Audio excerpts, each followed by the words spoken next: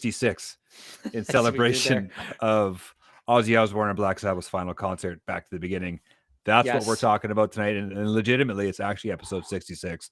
I just thought I'd throw an extra 6 in there just because it's It's great how the universe just right. knows and It just, answers you. yeah, Perfect. it called out and I responded. And so, yeah, so Yeah. episode 666, it is all about Back to the Beginning, the Minus gigantic, 600.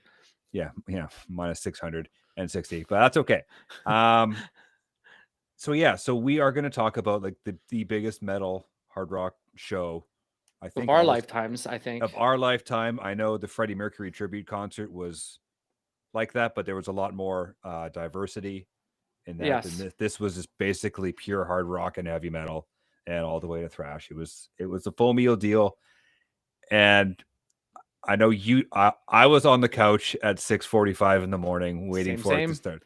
So and then even the kid, he got up like he missed Mastodon, but he wanted to watch it all. And oh my god, dude, we sat on the It's a lot. It was almost too much because 7 a.m. and ended. I don't know. We didn't even finish it, but we'll get to that. We didn't have time.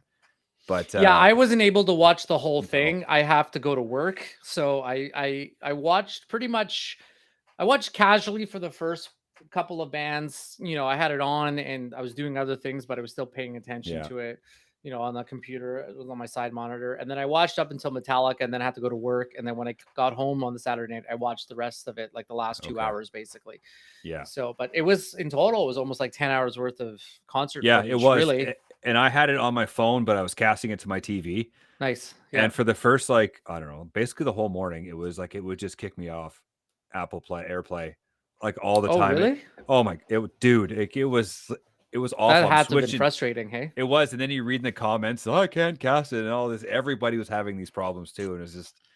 And it was I think that might have been like an IP barrier thing or something like that. I think because you could only cast it on one device at a time. Yeah. So I think the fact that it was on your phone and also casting your TV might have run some sort of interference, saying like it was registering that it was being double casted. Maybe. Yeah. I don't know. Yeah, and then there was a few bands like later on that there was no audio. It was like, all right, well, this is cool. One band. It was one band. Yeah. But yeah, so the last couple hours, it was good. We didn't get kicked out once, thank goodness. Well, that's good. Yeah, and So anyways, it's a gigantic set of people and guest stars, and it was a who's who of heavy metal. Like it was weird not having Megadeth there, kind of.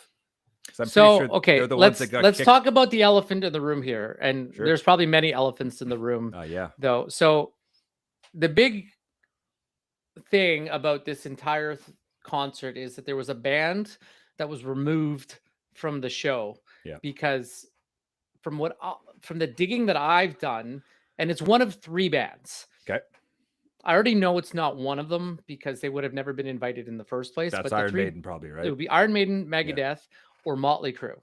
And so one of those 3 bands were removed off of the. Some people even say it's Slipknot, but I don't think Slipknot was ever supposed to play.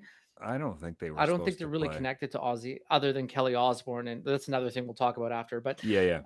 So for those that don't know, Bruce Dickinson and Sharon Osbourne had a falling out in like the mid 2000s over Ozfest tour, and they don't like each other. So Iron Maiden, I don't think would have ever been invited in the first place because number one and number 2, would they have even accepted? Maybe they would have, just to be nice.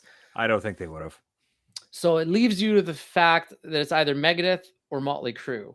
Yeah. And from the research that I've done, one of these 2 bands was going into this to try to profit out of it. So and I don't think it was the actual band, it was the band's management that had the discrepancy with Sharon Osbourne because they wanted to be compensated for their time there. And Sharon's like, this is a charity. Yeah, right. Like none of the bands are getting paid. Everything we're making is going to the Parkinson Foundation of Britain or whatever. Yeah. Right. So all of the profits from this is a charity concert. So she was just like, you are a disaster to deal with. So is it Megadeth or is it Motley Crue? Oh, that's, honestly, looking at both bands and how much kind of trouble they cause, everywhere they go, it could be either, but I'm thinking it's Megadeth. That's just my. See, I was thinking it's Motley Crue, and I think it's not even Motley Crue in itself. It's the management of Motley Crue that got into the conflict, and Because you think that Nikki Sixx would have been like, yeah, we'll do this for free. Tommy Lee would have been like, we'd do this for free. Well, yeah, and Like, why would they? you can't. But it It's a could be charity Megadeth. show. You I don't don't profit know. from this It's- crap. yeah. Like what do they want? Their flights paid for and like transport of their gear? Like, come on. Yeah, there. so I think from the research I've done, the second they started talking about monetary compensation for the management did, Sharon's like, no, that's not what this is about at all. That's amazing. So, yeah, it could be Megadeth. It makes sense that it's Megadeth because the other three of the big four thrash bands, all like everyone is connected to Ozzy Osbourne. Megadeth's sure. probably the least out of the four, but the four big thrash bands would have been great to have. Yeah. So And Exodus isn't really a thing right now. So, No. you know, but Gary Holt is in Slayer. So I guess there's still the Exodus connection. that's true. Yeah. But so first up, we had good old Mastodon, who Yes. I love Mastodon. They're so good.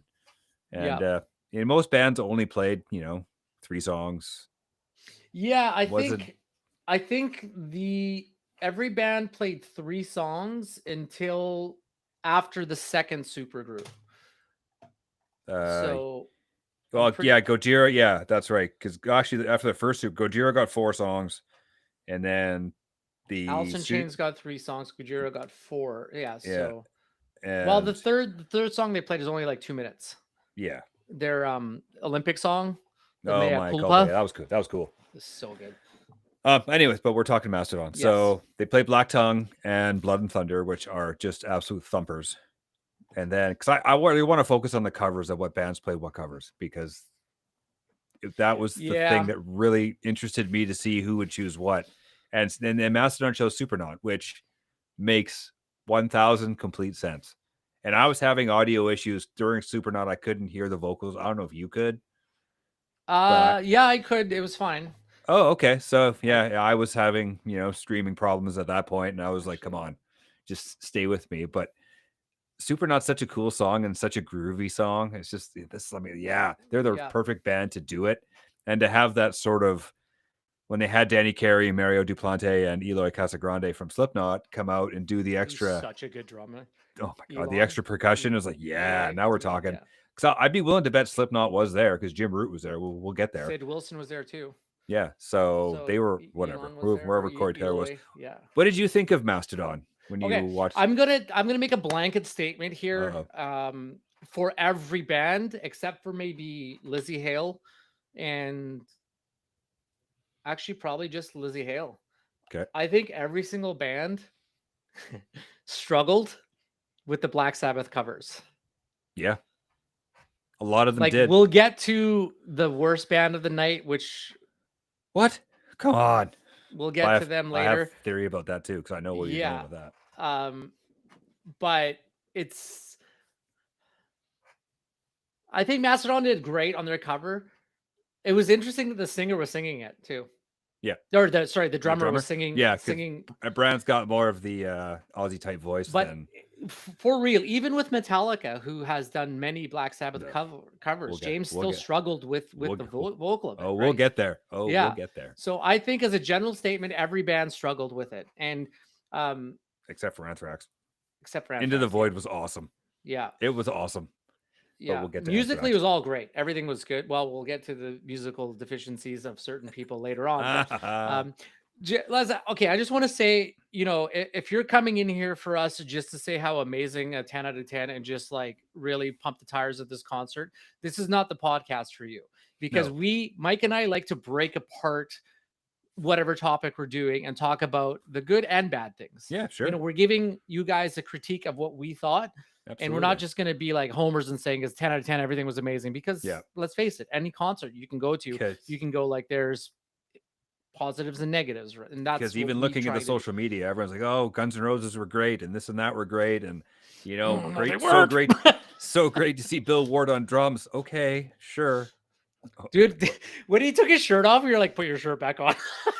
That's kind of when I lost it. I'm like, I'm out. I can't do this. It's like it's just a scary old man. Anyways, we'll get to the no shirt. So so the next band up was Rival Sons, and they had a rotating stage. So I want to talk about that. Yeah, Mastodon stops, the stage spins 180, and then the next band's gear is right there ready to go.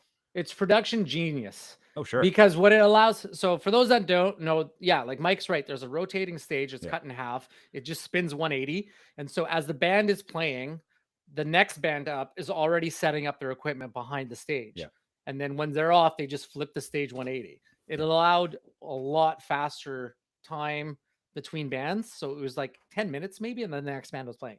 Yeah, it was pretty quick. So yeah, So I have never listened to the Rival Sons before in my life. they're good. And I was like, who are these guys? And they come out. And I'm like, these aren't like, I'm like, okay, you had Mastodon first. And I'm like, these guys aren't even like, they don't even look metal. They look like they're from the 70s. I'm like, okay. I'm like, They're not a metal band. no, they're not. They're a rock band. And They're but like they started with their first song, which was Do Your Worst. And I'm like, okay.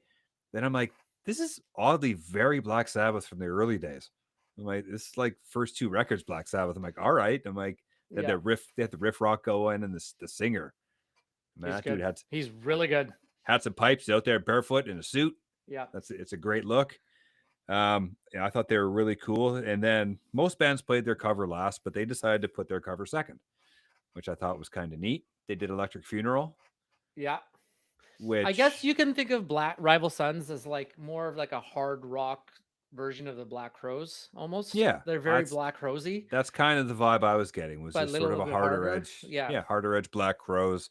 Yeah. And Electric Funeral, it's a good song. Yeah. They kind of just played it, which I liked. All the bands didn't go, oh, we're going to do our own version of the song and sort of make it weird. We're just going to play the song for the most part. Yeah, I think I wrote, like, going back to my notes, I kept writing like the singer's awesome. Like Rival Sons singer, he's dialed. He was good. He was really good. He sort of had like a Michael Hutchence from NXS kind of like look to him. I'm like, also one of the very few that did not struggle with the Black Sabbath cover. No, like he nailed it. Yeah, he absolutely killed it. Yeah. So yeah, and then they played a third song called Secret, which I didn't know that either, but it was cool. I was like, okay, these guys are really good. And it's just like the first few bands, like the mix of like sort of genre music was weird. You had, Mastodon to Rival Sons, and then you got Anthrax. You're like, okay. Yeah, it doesn't seem to fit, right? It's just like, okay, well, but where do you, I mean, the only thing I could have thought of is like maybe you flip Rival Sons with Mastodon, but I think they wanted Mastodon to open because they're a tenured band that can open a show. I would honestly, I would have rather seen Anthrax open. Actually, that's a good point. If flip Mastodon and Anthrax, and then you put, that could have been a good thing. You put Mastodon third, so but whatever. I'm not in charge of set lists and putting bands where they want to be. So, because I'm sure there wasn't any egos of where these people wanted to play. None whatsoever. None. But so Anthrax opened with Indians, which I found weird. Because just are you a big Anthrax fan? No. I like some Anthrax stuff. Like I like Cotton Amash.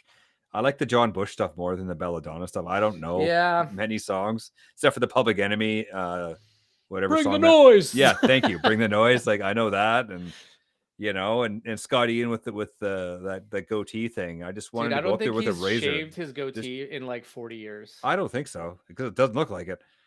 But I kept wanting to go up on stage. I just want to shave that thing off. Just get a razor and just shave it. But Indians was good. It's song's not really for me. It's just strange. It is, and it seemed to go on. It just went on forever for me. I was like, okay, stop. But then they rocked Into the Void. I was just like, yeah, that's a good. And they did it so well. It was super heavy. It was the way it was supposed to be done. Yeah. And Belladonna, I think Belladonna killed it because his voice is, again, he's that 80s metal guy. So he's got the Aussie isms. They only played two songs, I think. It says they only played two. I think they might have added Cotton Amash like in a montage in the middle of Indians. Or maybe the set list is just wrong. I can't.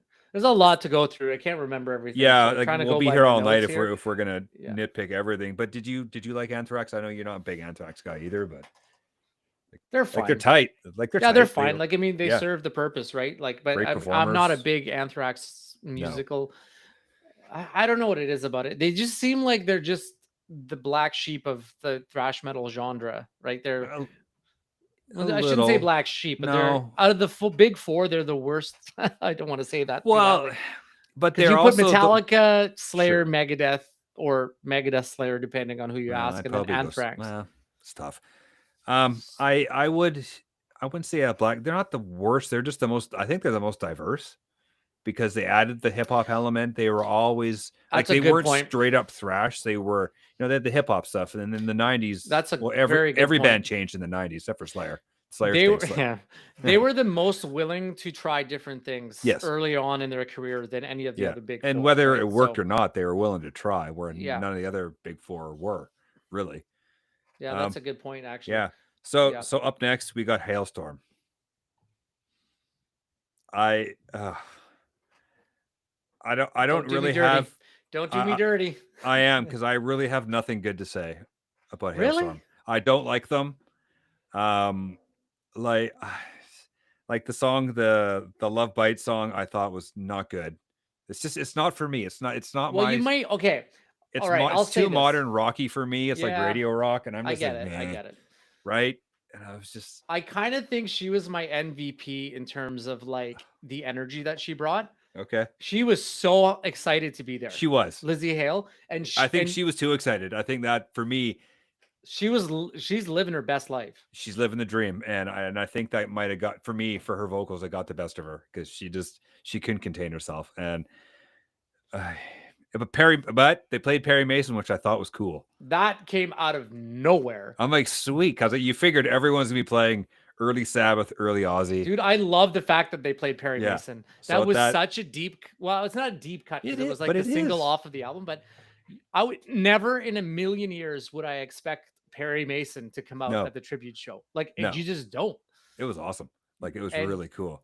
I will frankly say that might have been the best cover Oh, of okay. the night All right. by any band, Perry Mason. Okay. Because it may not, but I thought Hailstorm was great where they were slotted. They only played 3 songs. They Yeah. came out with so much energy, and like she's a great front woman. Yeah, she I mean, is. obviously She's there's fabulous. like we'll get into the other ones which were even better, but yeah, it was 3 songs. They nailed the cover of Perry Mason. I don't have anything bad to say about Hailstorm. Yeah. But I do understand that some people like it's a good point when you're looking at this tribute concert when it's all metal bands from a certain era and then a modern band comes in and it just doesn't fit that well. I would have, if you're gonna go modern, I rather would have seen, well, Avenged Slipknot's really- Sevenfold or somebody like that. no, I don't think so. I think they were the perfect one, because like out of like the like the Daughtries and Yeah. those types of like all the hard rock you hear on the radio nowadays, I think Hailstorm, because she plays with Old Explorer, she's like super retro, and she's very talented. she though, kills it. But Lizzie, I yeah. just you just don't like the band as a band, like you don't like. No, it wasn't for me. Not It for just- you. Yeah. they were great, but it wasn't for me. So moving on, Moving on. you go from modern to super screamy. Yeah, it's a pretty weird going from Hailstorm to Lamb of Oh, God. man, that's like, yeah, That's they the were heaviest band that they had is Lamb super of God. intense, and it's Lamb of God, right? So they played Laid to Rest, which I don't know. I know Redneck. That's like the only Yeah. song by Lamb of God I really know. I love Randy. Randy's great. He's a great front man, but the screamy scream again, it's not my. Okay, Please here's what I will say of Lay it on me. Lamb of God. He struggled more than anyone else singing the cover song. Yeah. Like he definitely, like you're like, buddy. Yeah. Because You at this gotta- point, my wife came in the room and we were watching Lamb of God, and she's like, "Oh God, he's really having a hard time." I'm like, "Oh wait, he does this." So the second verse, he's screaming at him, like, because that's what he does. That's what He's he n- does. He's a he's screamer. He's not a a death singer, metal right? vocalist, and Yeah. somebody like Will Ramos, for example, who's a metalcore screamer, but he can also sing. Insane. He's got a beautiful singing Yeah. voice when he goes into that space, right? Yeah. But what's the Lamb of God's frontman's name again? Randy. Randy.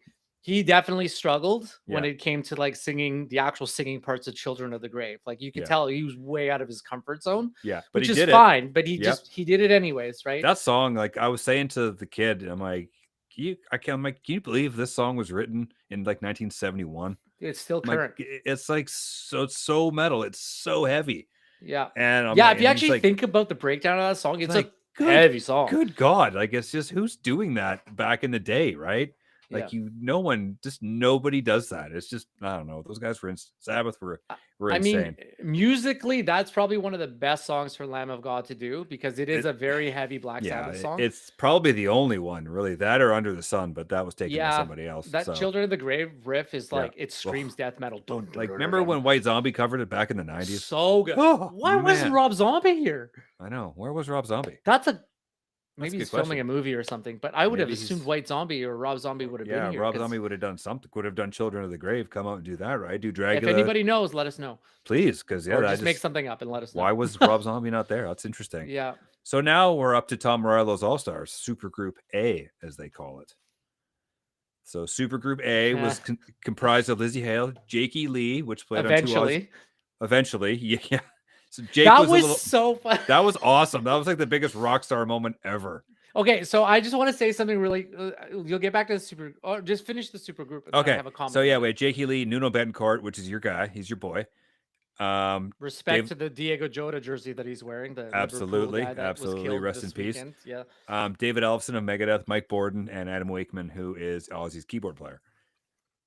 So, sorry, as I'm just chewing on ice here. That's okay. So I'll let you chew. So the band, everybody's out. So Lizzie's out, Nuno, David, Mike Borden, Adam, they're all out on stage.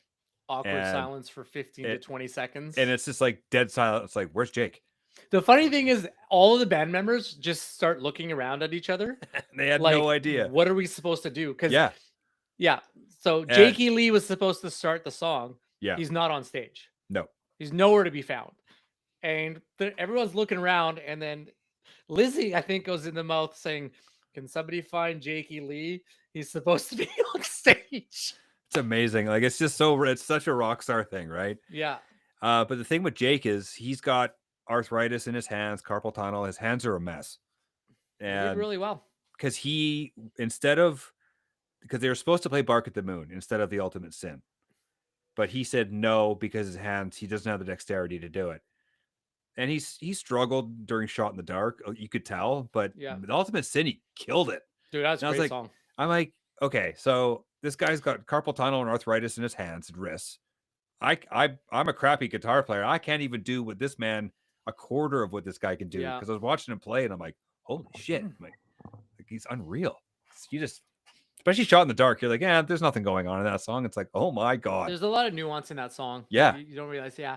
I do like, that's another song I didn't expect to hear, The Ultimate Sin. That not ironically, but did you know that is the first Ozzy Osbourne song I ever heard?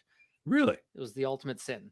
Yeah. Interesting. I thought it was for some reason. I always thought it was Miracle Man for some reason. That's the first video I ever watched. Oh, there you go. But I bought like this CD of like the Hard Rock Monsters or something, and that was the one Ozzy song they had on it was a tape actually. It was before CDs. Oh, nice. In like the 80s. That's such a good song. The Ultimate Sin is so underrated. Yeah, it's criminally underrated. Well, he wrote that, right? That's a Jake. That's a Jake song. Same as Shot in the Dark is a Jake song. And so I just want to take this moment to talk about the candidness of the concert. Like it was very loose. Oh yeah. Like they weren't worried about all these like perfectionist production things, which was really actually kind of cool because it was more like all these bands were getting together to celebrate Ozzy and just play and just have a good time. They weren't really concerned about like the specific perfect dynamics of how everything should go. They just kind of like went for it, right? And the fact that Jakey Lee wasn't on stage and they had to call him out was just added to it was almost like the highlight of the day. It was just like, it was so funny because they're awkwardly looking at each other like, is Jake around? Is he He's coming? Supposed to be on stage. Is he gonna come? Yeah, so Lizzie only did the one song. And she killed it. Like she murdered The Ultimate Sin. Like she's so good. And I was like, okay, that was so much better than her. Like again, she was super happy to be here. Right? Yeah. And so then next up, we have a bit of a lineup change singers. Lizzie's out, and David Draymond from Disturbed comes in, and he proceeds to get booed. Well, do you know why? Not really. I heard he's kind of a dick, but I don't know if that's the reason. So there's this thing where he apparently.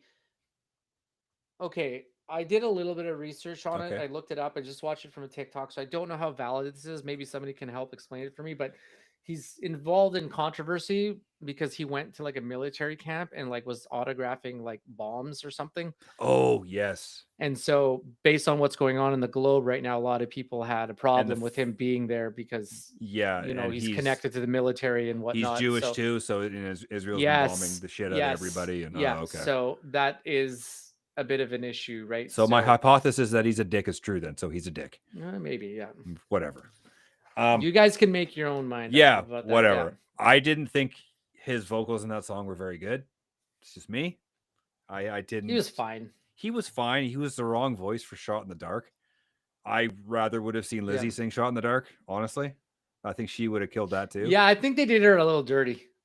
Yeah. Like, I think she should have been involved more, but I mean, obviously she's a new artist, basically. Yeah. She's not an established artist. She's There's kind so of the many- future of hard rock, like front Yeah. person. And It's like the next Joan Jett, basically. yeah. And then, we get another cover. We get same band with Dave Draymond. Scott Ian comes out this time for Sweet Leaf, which it was fine. It was whatever. And then big surprise, which I never would have thought, Whitfield Crane of Ugly Kid Joe. Yeah, that was crazy. That It was like, awesome. What It was like my kid's like, who's that guy? I'm like, the? that's And like, and we had the drummer also, from Sleep Token, we had Sleep Token too. Vessel too. Yeah. We had number 2 come out and with his wackadoo outfit, and so we're all asking each other, does he walk around? Because I was explaining what the whole Sleep Token mythos is, right? I'm like, no one knows who they are, blah blah blah. I'm like, does he walk around? Arrive there like that, or does he Right? arrive as a person and get changed backstage and then Yeah. come out? That's a And good no one question. knows who he is. But Well, you would know at the airport. they probably, because he's not going on. He's not dressed like that. Can you on a imagine flight over? getting on I a flight, assume. like, hey, how's it going? I'm Sleep Token too. Well, what's your real name? I can't tell you. It's Vessel too. I'm Vessel. That's my real name is Vessel too. So your first name is Vessel. Your last name is too. Like, yep. Yeah, but Whitfield, absolutely. Oh man, Whitfield is awesome. It's like He's a very underrated singer. Actually, he is. like He's just really because I good. think of the product of the band he's in that nobody knows, It was remembers. kind of like a joke band back in the day. Like A little bit. They were just like the song "Neighbor," and he got big with a cover and stuff like Yeah. that. And their cover of NIB back in the day was really good. Like I think that was on the Nativity in Black tribute thing. I think it was NIB. Don't quote me on that. Yeah, off the tribute album. Yeah. And then okay, so for me, one of the best songs is up next. I think this guy, Youngblood, He's the future of hard rock. he's my MVP of the vocalists. Yeah. Holy shit. That performance of Changes was amazing. I was like, okay, and then we're all like, who's this guy? And I had no idea who he was. And I'm like, all right. So we had Youngblood, Nuno, Frank Bello from Anthrax, Vessel 2, and Adam Wakeman. And Changes. So a lot of people talk about Youngblood as being like the reincarnation of Ozzy Osbourne because he has so many similar traits of when Ozzy was at I that think age. so. Like they're into the same stuff. They watch the same type of movies. They have the same kind of like youthful energy of when Ozzy was there. And there's like this interview with like Kelly and Jack and Sharon Osbourne, and they're just looking at each other, like this kid is Ozzy from 30, 40 years ago. Interesting. His mannerisms, like the way he speaks. He's so good. Like I was an instant fan. So he's a great front man. And when I said earlier about them people not changing covers and making it their own and stupid, they changed it. They actually added and made it better, in my opinion. When adding the drums and the solo, like Nuno's solo was just like, oh man, Nuno is just he was the best guitarist out of anybody on that day. Nuno, yeah. he was so crisp and clean. He's the one that never made a mistake, but he is a perfectionist guitarist. So yes. We'll talk about other people making mistakes, but oh, absolutely. So so after this, it's set change time. We have it pans out, goes to like a recording studio, and you see Jack Black. Yes, playing with the kids. Playing with the kids, kind of School of Rockish, and he's got Jack Black, Revel Ian, which is Scott Ian's son, Roman Morello. Tom Morello's son. Tom Morello's son, Yoko Soma, which he's apparently some drum prodigy kid, and Hugo Weiss, which I don't know. He's the keyboard player, whatever. They could have put Rob Trujillo's son in there, maybe, but I guess they already had their lineup. I guess they already had their bass player in there. Jack Black is such a good impressionist. Yeah, like he sang it like Ozzy sang it 40 years ago. It was so cool. just with the outfit, and he's just all fat and shit. And he doesn't care. And he's got like the tassels hanging off his coat, too, and the beard, and he just his beard's growing sideways, man. Like it's just everywhere, making like, his head look bigger and bigger. But I gotta say, Roman Morello played Mr. Crowley note for note. So good, right? Absolutely, like he's a better guitar player than his dad. Like he really is. That kid is insane. Yeah, he's absolutely. I was just my jaw ending. All of them were great. Like all the musicians in that room were. I mean, it's got a good pedigree to learn from, right? Like, yeah, you're around all this stuff your whole life. Imagine practicing as Roman, and then your dad's walking by, and like you're playing that wrong. You're like, Dad, right. Seriously. Yeah, stop it. Yeah, exactly. So they just did the one song with Mr. Crowley, and Roman was playing Randy Rhoads' Polka Dot Flying V, which I thought was even cooler. Yeah. So next up, we go back to live. We got Alice in Chains. With or without their technical difficulties? Well, it was with first, and then I got to see Fairies. They did Fairies. Yeah, they replayed it later on. They brought it back. So that was the best of the 3 songs they did. Aside from no sound for it. Yeah, aside from the false start, which fair enough. Their drummer's he's not healthy. There's something going on with him. Because they just canceled their whole tour. Like they just stopped. He's sick of something we don't know. But they did their bit. And I thought they were like flat and they were energyless. They weren't good. Yeah, they weren't good. Like it was just like, it's like, all right. Their singer struggled too. He did. I think I was saying I think he was off, and I think he was sick. I really think he had a cold or something going on. That would make sense because his voice was good usually. He's an amazing singer, and he was just off. Like it just was one of those days. So yeah, they played Man in the Box, which whatever. Wood was whatever, but it was fine until the vocals. The vocals were like out of key. It was just weird. Yeah, it's like he couldn't quite hit the note he was supposed to. No. And but they're young man songs, and those are young man songs, and these guys aren't young dudes. I mean, you're trying to emulate Lane Staley too, which is so you're trying to emulate a 25-year-old when you're pushing 50. It's tough. And yeah, you're right. They kind of look like they were just there. Yeah, they were just like they were like if you look at the energy that Lizzie Hale had when she came on stage, and then you look at the energy from Alice in Chains.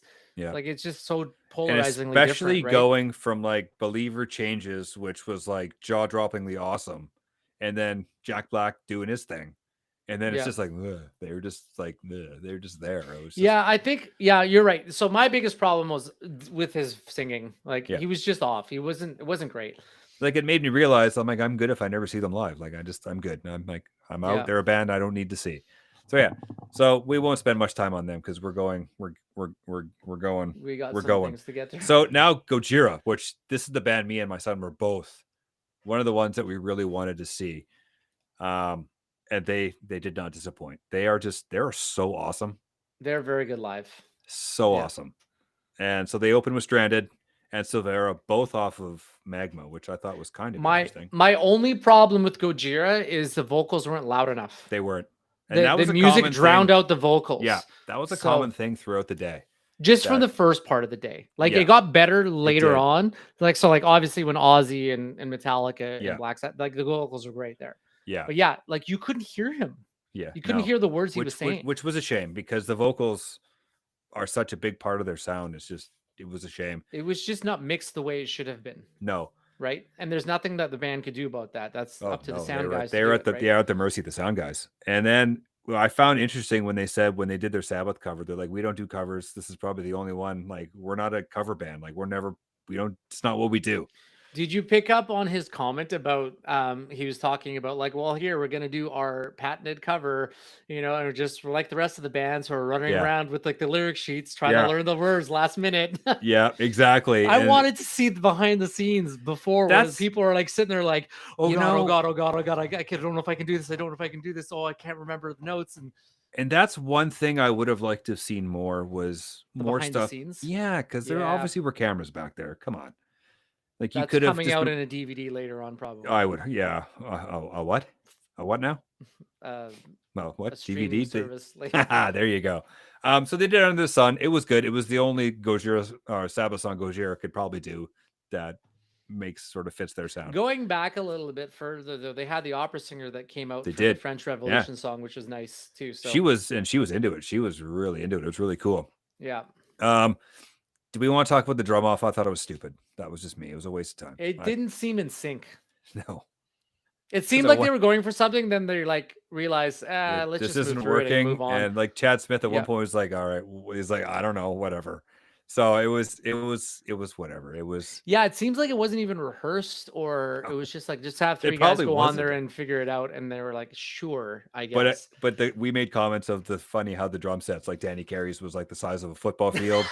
And then Travis Barker's was the size of that of Travis Barker's, and then Chad Smith's was just a regular one. So he had like tiny to gigantic to normal, and it's just like, and then my son's like, kind of funny. Does Danny Carey need all those drums? I'm like, yes, he does. Yeah, he actually does. Yeah, literally does. He uses them all. They're not just there for show.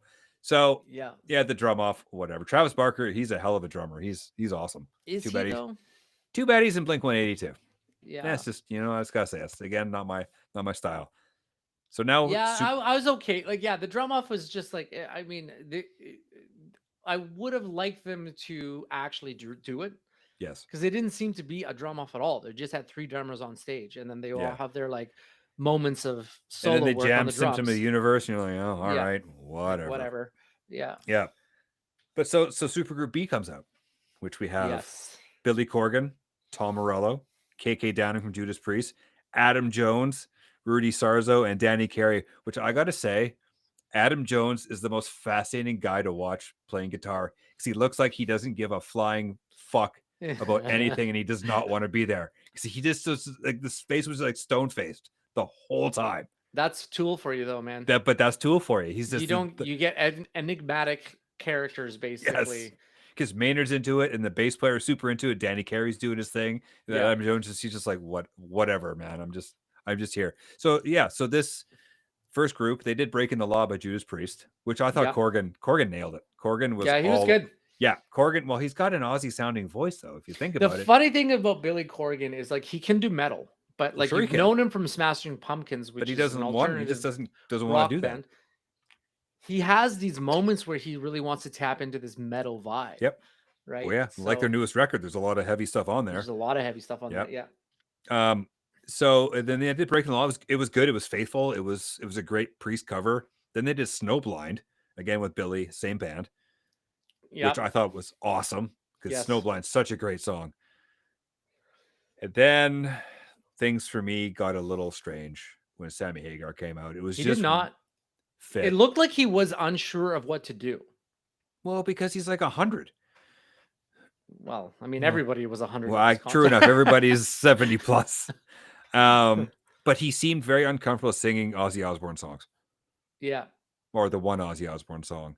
So I don't really want to hang. Well, he did he did Flying High first, then he did his Rock Candy. Did Rock Candy. It was made it all about himself. I'm like, we don't care. I found that kind of like, okay, check your ego at the door there, mister. Like, we know you've been around for just as long, and Rock Candy kind of sucks. Just saying. Yeah, and that goes back to my comment. It's like a lot of people struggled with the Black Sabbath cover songs, and it's just like, why? They're not that difficult vocally to sing, really. No. Like if you break down the notes, but I think there's just so much to do, and so like, I have to imagine every band only had 15-20 minutes to rehearse on that stage, especially the super groups too, right? Yeah, because and they probably didn't even get together. And they just like, okay, you guys know Flying High again? Great, we're gonna do that. They didn't have time to rehearse really solidify that. Yeah. But again, it wasn't about that. It was the celebration of songs and stuff, and it kind of added to the amazement of it. The fact that there was so many candid moments of just looseness where they're just like, whatever, just go out there and play. Yeah. If you get it right, you get it right. You don't, you don't. And I love that. I love that looseness feeling because nobody was upset or nothing was an issue if there was a mistake. They just kind of just did it. Yeah. Right. So they saved Bark at the Moon for Nuno Bettencourt. Do you realize that? Because that's the next song they played. Yeah, of course. After that. Because that was like Nuno's tribute to Jake was playing that song because Jake couldn't do it. And we had Papa 5, Perpetua come out and do it. Yeah. I don't like his outfit. I think it's it was weird, wasn't it? I don't know. He's fine. Like vocally, he's great. But just the aesthetic, I'm like, all right. Well, Mike, I like the last Papa. He was better, or even all the ones before that. Yeah, he's wearing he's wearing It's like a He's half wearing mask. a He's like an mask. eyes wide shut with Tom Cruise and Nicole Kidman. And Yeah, in he's that, wearing a mask that you would wear if you broke your nose in a basketball game Yes. and then you needed to play the next game. Yes, So you wear like that exactly. protective mask. Yeah, it's just Or weird. soccer players wear the same thing Yeah. after they've broken their nose to protect their face. It's just strange. Yeah. And then for me, which I had no idea this was going to happen, Steven Tyler comes out. Nobody did. I don't Nobody think. did. And I was like, oh my God, Steven Tyler. Oh my So God. speaking back to the Candice-ness, the looseness of it, did you hear him Yeah. talking on the mic when he wasn't on stage? Yeah. He could was like, hear it. hey, It was- I can't hear my mic. yeah. But everyone else could hear your mic. we and we could all hear heard you, it. buddy. He's Yeah. not on stage, and he's like, I can't hear my mic. I can't hear my mic. Hey, And check. I wasn't sure who that was. I'm like, oh, who is that? I'm like, all right. Yeah. And then he came He's- out and I was like, and he was Dude, he so sounded- good. So he good. sounded great. Yeah. Of course, he doesn't So good. probably doesn't know any Ozzy or Sabbath songs, which fair enough. He's like 77 years old. Give the guy a break. So he came out with Ron Wood from the Rolling Stones, which I Yep. thought was cool. Didn't- Andrew didn't Watt, expect- which yeah. he's basically the Stones producer now. Nuno, Tom Morello, Rudy Sarzo on bass again, and Travis Barker. They did Train Kept It Rolling. Amazing. And then they went right into Walk This Way. I'm like, oh hell yeah. It was so Yeah. it was amazing. And then they did a little snippet of Whole Lot of Love. I did not expect that. Led Zeppelin cover? Let's go. Yeah, right? Let's go. Exactly. So Yeah. for me now, after they were done, I was like, man, Steven Tyler's back. He's the man. I'm like, I want He's some new Aerosmith. 77, man. He looked like Yeah. he's still in his 40s singing. Yeah. Like he was Yeah, great. He was so great. good. And then we get to Pantera, which Okay. like- so Can I we say had it? gripes with them last summer when we saw them. We couldn't hear the guitar. Okay, that well, you was could our definitely big- hear the guitar now. All we could hear this time Was was the the guitar. And it was awful Well, okay. I'm gonna say this. for me. It was For awful. somebody that's been playing in Pantera for like the last year and a half, Yeah, how is he struggling with Cowboys from Hell? seriously. Like Right. the main riff is syncopated in the offbeats Mhm. after like the flanger part, but Zach was struggling Yep. to play that song. I'm like, you're Yeah. off. Your Yeah. timing is off. It was way off. Even And Walk was the ugh. walk was weird. But Planet Caravan, I will say, was amazing. Yes. Yeah. And then we didn't need a second version of Electric Funeral. I thought that was kind of lazy. But the other cover Pantera did of Sabbath was Hole in the Sky, which we all know another band did Hole in the Sky in like an hour and a half after this. So whatever. I'm done with Pantera. If they put it anywhere, I'm not gonna. I'm out. I will just say done. that Zach definitely redeemed himself when he came back with the Ozzy in a well, big way. we'll And get I there. have We'll I get have there. an issue with that specific set, which I'll talk about, but Okay. it's just purely from a guitar standpoint. But yeah, Yeah. when he went into Cowboys, like because they had that extended flanger part, Yep. like it was just playing. It was while just Phil was it's just being talking. it was just looped, right? Looped, which is kind of cool, right? Yep. Because you're like you're amping it up. But when he started playing it, I'm like, Zach, you know the song. Like, what's going on? Like, Yeah. it's awkward. Maybe there's something with was. the monitors or something. Maybe But I don't know. Yeah, maybe he was hearing it a fraction like behind. it was off. It was off. He was just Both behind. Pantera songs. Yeah. Yeah, so I don't want to dwell. But funny thing is, because we were joking just a minute ago how everybody's old. Charlie Benante looks like he's 40. He's 62. Like clearly he dyes his hair. Fair enough, whatever. But he's got no wrinkles. He's got nothing. The dude is like, Yeah, he wife's looks like, "How-" timeless, hey? he's timeless. The guy Yeah. doesn't age. And I'm like, it's like, wow, hats off to you. Yeah, that's the Charlie. drummer, by the way. Oh, he's so awesome. And then another band is up next that I was really looking forward to was Tool. And They didn't fit. I don't care. They were awesome. They were They great. didn't Okay. They didn't fit at all. They were okay. Musically, great, fine, amazing. They were I all thought good. Maynard was really good too. They were really good. They were really Yep. good. But does Tool really fit with the rest of the bands in here? Dude, I'm listening to Cowboys from Hell right now. It's just so rough. It's so rough. It's I think so rough. I think they fit as well as the Rival Sons do. Like you need some diversity. Their choices of songs were kind of odd. Like 46 They and didn't 2 play and anything Inema. current. No, they played 2 songs off their second record or the third record if Yeah. you were going over nitpicking. And then they did an amazing cover of Hand of Doom. Okay, so yeah, Oh. their Hand of Doom was very good. Oh. Was Because very, what other very good. Tool cover are you going to do with is Tool's all bass all day long anyway. So you do Hand of Doom, It's which funny is really though. good. actually a kind of, if you think about it, it is a perfect song for them to do It because is. it's kind of in that same mood It's like that they it's usually like get Numa, into. Vicarious, all these Yeah, yeah, bass yeah. intro Yep. songs that are just what Yep. Tool does. And to be fair, you're right. Maynard killed it. Like he was so good vocally. So yeah, except for Adam's look on his face, they were all happy to be there because it's just. but that's just him. I think so. I couldn't That's get over just- the fact he just looked like he just did not care. It was Dude, I've seen amazing. them live, man. He looks like that live. Like he Really? just doesn't know emotion. He just like wanders around, plays. Interesting. Here's the thing about Tool. I think, I mean, obviously, Hand of Doom is not a complicated song, right? Yep.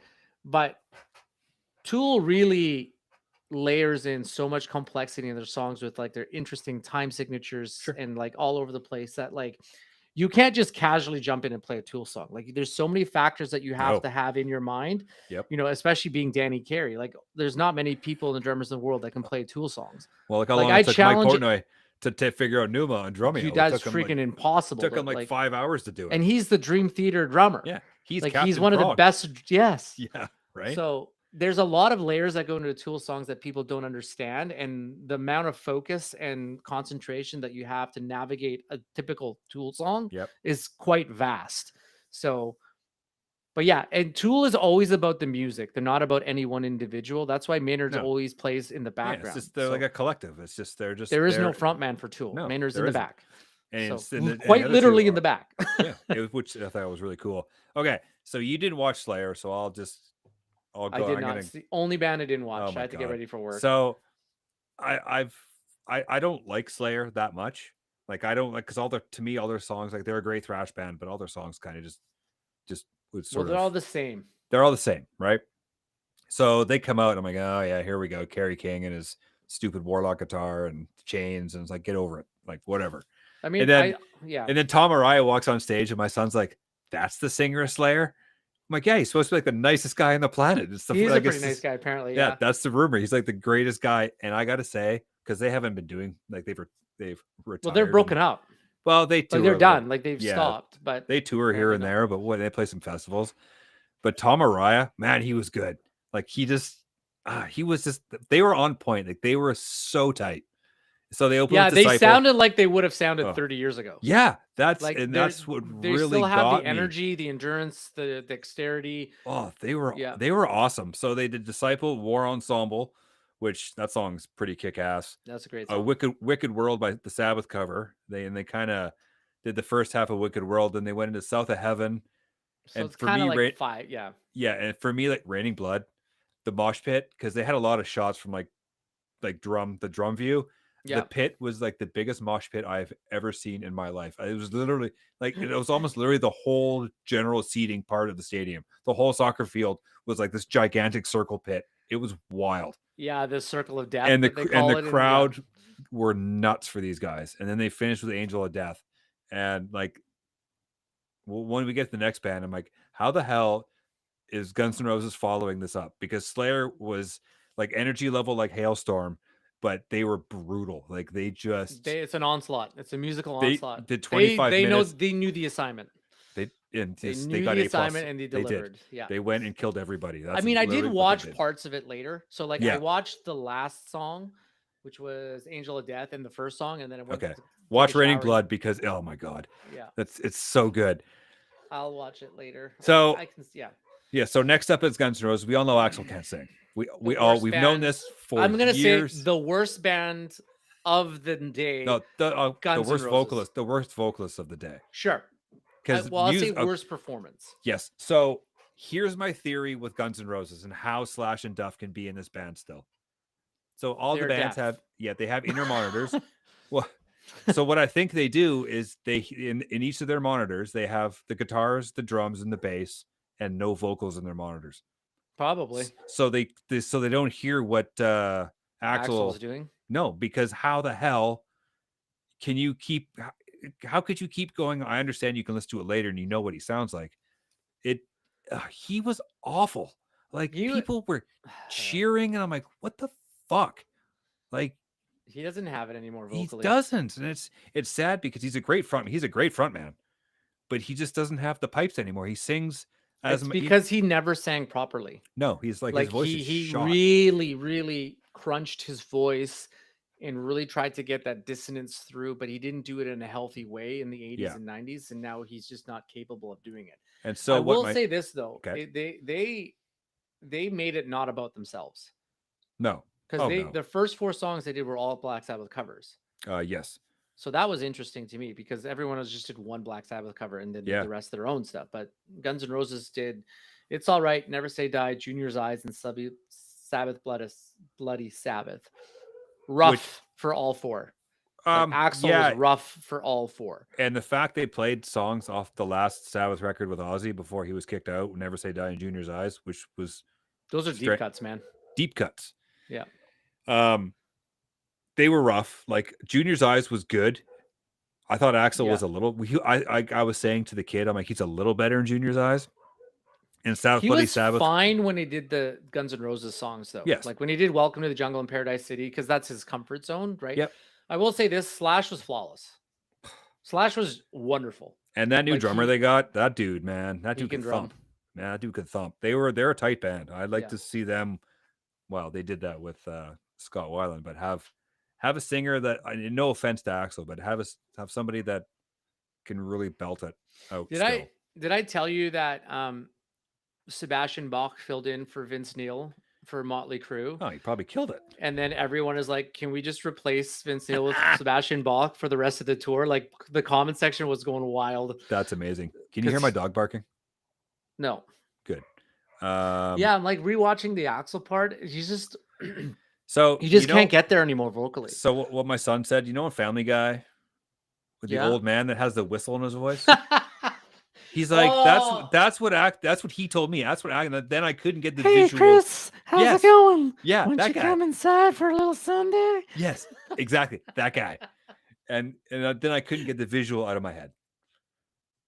And I was like, so Paradise City's done. I'm like, oh, thank God there's only 3 bands left. Because I'm like, by this time it's been like freaking 10 hours. I'm out. Yeah. Like I am done. Like I just want to do anything. It seems okay. I'm gonna try to break it down so that the viewers or the listeners can kind of like understand what I'm talking about. When Axl is singing, it sounds like the volume of what he's saying is stuck in his throat. It's not coming out. No. Do you know what I mean? It's just like when you listen to like Flori Jansen sing, for example, like it just escapes and just booms out of her mouth. But it seems like Axl is like keeping it all inside of his throat and it's not coming out fully. Yeah. Like he just doesn't have the ability to like really project anymore. Maybe the fact that his vocal cords and his muscles are just been wrecked from years of abuse and whatnot. But it's just not coming out fully in that sound that you're used to. Yeah. So granted, they are in their 60s now, I think, right? But they're old. Yeah, they're in their 60s. Axl's like 60, whatever. Yeah. So next up is our band. Which I was interested to see if they're gonna do anything fun. Which do deep cuts, buddy. Which they did. They opened with "Hole in the Sky," and my first reaction was, "I'm like, what is going on? This is awful." James had a rough time singing that. It was tuned so low for like it was. I don't even know what tuning that was. It was bizarre. Like it didn't like when you tune so low, it wasn't great. You lose all tone in your songs. This song, it had no tone. It was nothing. I'm like, okay. I'm like, this sucks. And the kid's like, geez. I'm like, yeah, this is. I think they needed there to get that low because James can't sing that high. Like it's out of his comfort zone, right? Because he was really struggling to sing that song. Yes. So my comment was about the bad singing. What? Maybe you should lay off the cigars. He does like his cigars. You should maybe stop smoking at this point if you want to keep your band going for another 10 years because you're not going to be able to sing. Like he's not going to do that, Mike. No, of course he's not. So then it goes to Creeping Death. Great as always. It's Creeping Death. Whatever. It was awesome. For Whom the Bell Tolls. Sure, it was fine. So back to back off the Ride Lightning album. Yeah. And then we get this cover and I'm listening to it and I'm like, I know this song, and the kids and my wife are like, what is this? It was just weird. I'm like, this is a Sabbath cover. I'm like, this is a Sabbath cover. I'm like, this is Johnny Blade. They're like, it's just like Johnny what? And I'm like, it's Johnny Blade. It's off of Never Say Die, and it's not very good. And I do appreciate the fact that they didn't go well. Okay, but they made it a Metallica song. Yes, They really did. Yeah, he right? definitely struggled in the Black Sabbath covers for sure, and Yes. that just goes with the theme of the whole thing. Goes Is with like the most, theme of the show. except for Youngblood and is Lizzie Hale, Yeah, everybody struggled. Every for the most vocalist part. struggled with Yeah. to a certain extent. They weren't in totally a comfort zone there, right? So, You know, another band I thought would have been on this bill, Primus, oh yeah, because Les is a big Sabbath guy. yeah, You know, like he played NIB with Ozzy like back in the day, like they recorded a cover of it yeah. or something they did. Or yeah, I think it was NIB. And I always thought weird Primus wasn't there. Anyways, Yeah. so they did Johnny Blade. I thought it was kind of cool because it's a song we've never heard them play before. I always love that. Yeah, that is like an all uber deep cut, I think. Uber deep cut. So we got like 4 songs off of Never Say Die today. It was really strange. Anyways, so they played Battery, and the funny thing is, after Battery was done, they started Master of Puppets. I'm like, okay, we're going out soon. I wouldn't have had a shower. I didn't even watch it. I It was left the good. room. Yeah, I'm sure it was. Like it was like Okay, I have a comment on this and their song selection. It makes total sense when you just hear me out. Yes. So they played Creeping Death. Yes. They played For Whom the Bell Tolls. They played Yeah. Battery. Then played Master of Puppets. Yes. What year did they go on tour with Ozzy Osbourne? 86. What albums were highlighted while they were on tour for those the two. most parts? So what were the songs that everybody wanted to hear when they were on tour with Ozzy? Probably those ones. At least those 4. Yeah. So their song selection came from what they were connected to with Ozzy Osbourne because he took them on tour with them during the Master of Puppets. Yeah. So for me, I made that click like immediately after looking at the set list. I'm like, I understand why they chose these 4 songs. Yeah. Like they're not going to choose something from any of the most current albums because that wasn't relevant. And if they would have played Sandman, I would have turned it off. Honestly, but that makes no sense to play that because No, you everyone is there to pay honor to Ozzy Osbourne and Black Sabbath and their influences, right? The fact that Ozzy took Metallica on as their opening band during the Master of Puppets album tour, it just makes total sense to me why they chose those 4 songs. Yeah. I mean, they could have done something from Whiplash as well, but they played the safe choices. They did. But they're not going to play anything past Master Puppets because it doesn't make sense for them to play that. No, it doesn't. They were not connected to that with Ozzy, right? Absolutely. So that's just my comment on that. So I'm okay with their song selection, right? Okay. And they were good, like they were fine. But I mean, they were fine. They need to lay off the cigars. I think that's my biggest thing. One person needs to lay off the cigars. Or just one dude does. Yeah. I will say this though, Lars sounded great. He did. I didn't like the drums were freaking. He was good, but I thought the drum sound was a little. It was a festival, like a festival sound. So you're not going to get your. Yeah. Yeah, whatever. He's all. I don't know. Nowadays, he's always good. Like he's just always. For someone that people have been talking to about how terrible of a drummer he is, he's been killing it recently. Yeah. Like when we saw him live, he was the tightest part of the band. I think he's actually practicing now. Yeah, instead of just doing the business side of things, he's like, I'm getting too old. I need to start practicing. Yeah, exactly. Yeah, he's got to keep his chops up, right? Yeah. Okay, so next is for me, it was the crown jewel. Even got when Ozzy came out, I actually got a little emotional because we grew up idolizing you, both of us. Like we saw Ozzy in '95, like we were listening to No More Tears as kids, and even all the Ozzy records, the Sabbath stuff. I started laughing because I remember this conversation that we had months ago. We're like, well, how is he going to stand? He's not going to be able to stand it. And I think we talked about it. We're like, he's going to come out in a demon throne. Yeah, and sure as shit, he came out in the bat demon wings throne, on it, which is sad because I don't think he can stand anymore. Yeah. So because you could Did you notice that he kept trying, or there was like moments where he would like shift his mic around? He wanted to stand up, and he just. Yeah, something clicked inside of his mind saying like, I can't do that. I can't do that. I'm physically not able to do that. Yeah. So he played 5 songs, which I was shocked. He's played 5 songs. He played what, 10 in total? He played 9. So he played 4 with Black Sabbath and 4 with Sabbath and then 5 from himself. So he opened, of course, they're all old except for Mama, I'm Coming Home, which honestly, I had a tear in my eye. That was the most emotional song of the night. And because he was crying, and I think Zach was probably crying. And that was a rough one. That is him saying goodbye to the music world and to his fans and to this. That was the big one. There's so many emotional layers in that performance. So we'll get there in a second. Yeah. So I don't know. Then and vocally he killed it. Like he sounded great. He did. He said, of course, by the time Sabbath came out, he was tired. You could tell his voice was Yeah, wavering, but it was- even in it Paranoid, was. it was still good. But you can hear the cracks Yeah. in his voice. Yeah. But But- he sounded great for all things considered. But what his health problems, his Parkinson's, and all that Sure. kind of stuff. All the I thought stuff. he sounded great. He did. Also, I'd give Zach him a 10. Wild absolutely redeemed himself. Talk about guitar-wise. redemption. He Like, killed it on the Ozone set. So, because we were joking earlier with when Pantero's on, he's like, "This sucks," and I'm like, "You wait till he comes out with Ozzy." I'm like, "He's a Because he wrote great, these songs. he's a great guitar player. His sound will Yeah. be completely different." And he's like, And it was. and he's like, "Whoa!" He's like, Zach's really good. Yeah. I'm Well, like, of course he wrote all these songs, right? So right, exactly. So, I did notice that Zach, and you're right when you say there was so many emotions when they were doing Mama Coming Home. And you're right. Like when you rewatch it, you see Zach, he's struggling to play that because he's having an emotional outburst while he's playing it. He's like, I can see the dialogue in the back of his head. He's probably like, I got to keep it together. I got to keep it together. I got to keep it together. Sure. So, and I thought it was cool because also on bass it was Mike Inez, which was what he played on No More Tears. So it was bass. Well, Randy Castillo, the drummer, died, so they had Ozzy's long-term drummer out there, but it was basically the No More Tears band, which I thought was kind of neat. Was having Inez come out and play with them. Suicide Solution is such a good song. Yeah, like that song, and they just like, to be clear, it's not about promoting that. It's not at all. If you actually deep dive the lyrics, it's got nothing to do with that. Nothing to do with it. I mean, it's got to do with depression and stuff like that. Sure. But it's basically trying to help you, not tell you that this is the path. Yeah. And Ozzy was like the whole. So here's my difference between watching Ozzy with these guys and watching Ozzy with Sabbath. These guys are in their prime still. Yeah. Like they were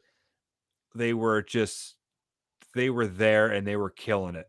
And when we get to Sabbath, I thought it was kind of sad.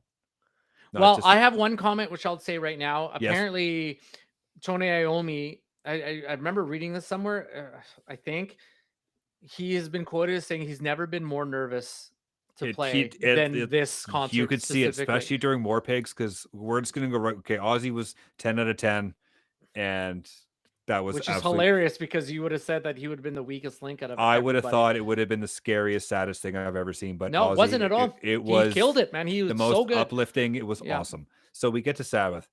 They come out. Wait. I just want to say. I want to say one thing still. Yes, okay, so when you look at Ozzy Osbourne, and iconic guitar for Ozzy Osbourne specifically, there's two guitar solos that guitarists learn, especially us, like during the 90s.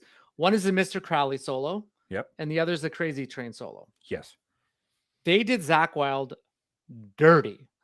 Absolutely dirty. There was actually no footage of Zach Wild playing the solo.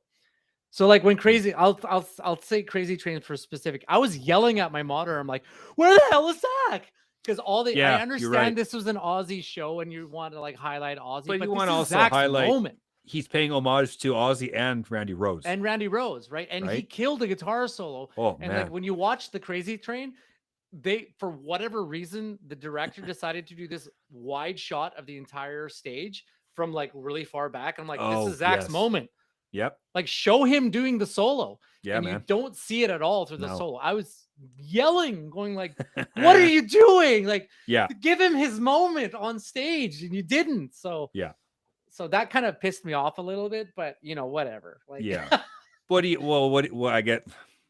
But again, it's not about Zach, but no, and there was to give him his moment. Some of the camera stuff was just weird throughout the whole day anyway. You're like, all right, this is a weird angle, but sure.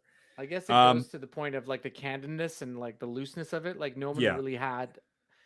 It was like no one had an idea what was going on. There wasn't really any concrete direction on how everything should go. There was just more about a get together and like just do what you do. We'll figure it out as you go, which is fine. Like it's So okay, so Sabbath comes out. And the sirens go on with War Pigs. I'm like, yes, because War Pigs is like we've seen Ozzy do it numerous times live. Yeah, it is an awesome song live. It's very good live. Yeah, except for this version was not good. I think Nerves had a big part to do with it. I think Nerves for Tony. Bill, my first words were I can see why they didn't ask Bill to play on the 13 record. because he just doesn't have it. Like he doesn't. Yep, they're all like almost 80. Too. They're Like, old. I and get when's it. the last time Bill was on a stage playing live? It's been a long time. Yeah. But yeah, War Pigs was filled with nerves. Like Tony missed stuff, Bill was missing stuff. Geezer and Ozzy were awesome. Like they were all over it. But the other it's wild to say that the best part of Black Sabbath would have been Ozzy Osbourne singing. Absolutely. Because at this point you would have said like that would have been the worst part based on his health difficulties and stuff, but he was actually really good. Yeah. And then they came out and did NIB, which I thought was cool. Like, Geezer had his little intro solo. One thing I want to just highlight real quick is please. If anyone is fascinated by Tony Iommi's fingertips and the fact that he wears caps, because we have talked about this before. Yeah, we have. You can see it.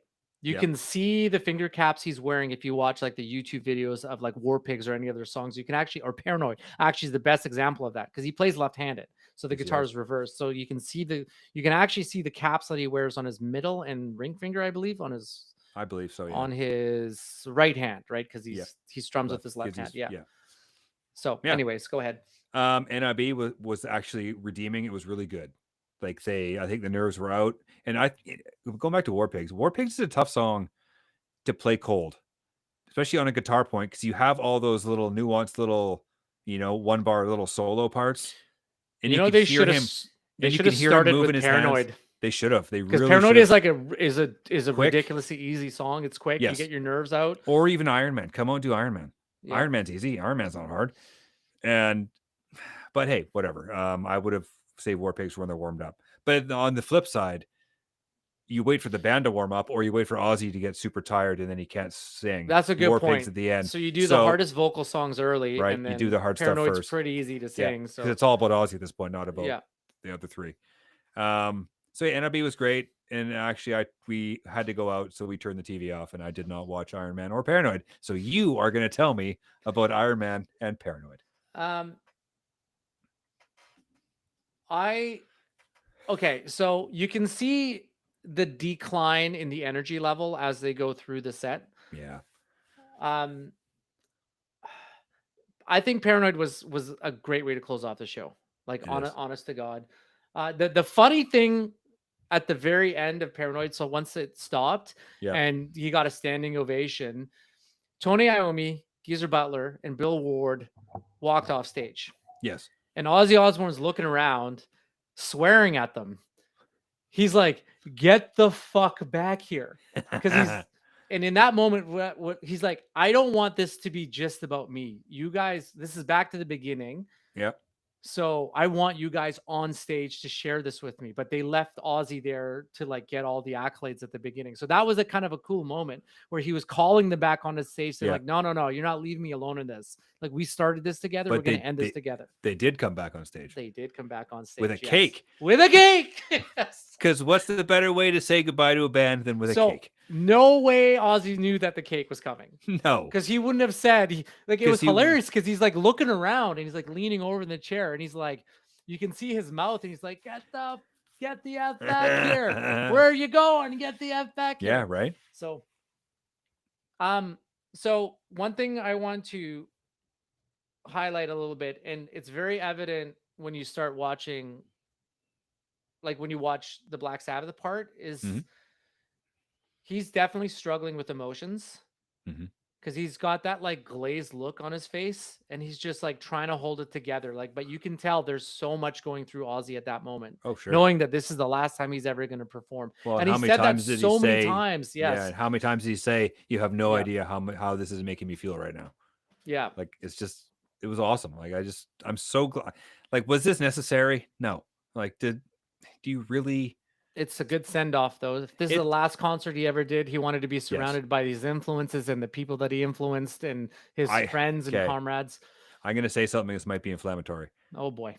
I think Ozzy's solo career is more important to this show than, like, sure, we're all paying homage to the first 4 Sabbath records. That's what we're paying homage to.